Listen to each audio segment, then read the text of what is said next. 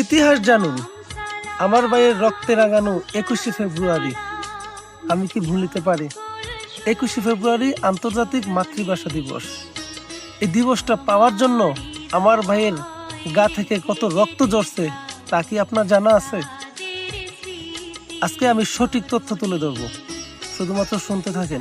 ইতিহাস জানার দরকার আছে।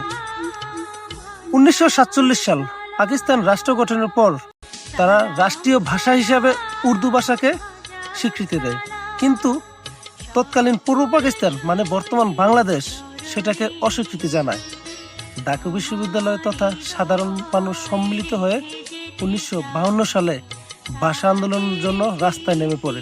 তৎকালীন পাকিস্তান সরকার 144 ধারা জারি করে। বাংলার ছাত্র সমাজ, উৎসুক জনতা 144 ধারা ভেঙে রাস্তায় নেমে পড়ে।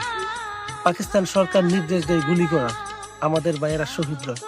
সালাম, বরকত, রফিক আরো কয়েকজন শহীদ হয়। পরবর্তীতে তাদের স্মরণে শহীদ মিনার নির্মাণ করা হয়। আপনারা জানেন 1971 সালে পাকিস্তানের বিরুদ্ধে গিয়ে বাংলাদেশ এই দেশ স্বাধীন করার পর পূর্ব পাকিস্তান ভেঙে বাংলাদেশ নামে রাষ্ট্র গঠন করা হয়।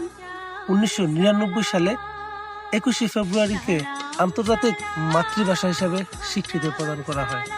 আজকে আমরা যে 21শে ফেব্রুয়ারি পালন করি, এটা একদিনে আসে নাই, 2 দিনে আসে নাই। অনেক প্রাণের বিনিময়ে আমরা সেই আন্তর্জাতিক মাতৃভাষা পেয়েছি। বাংলাতে আমরা কথা বলতে পারি।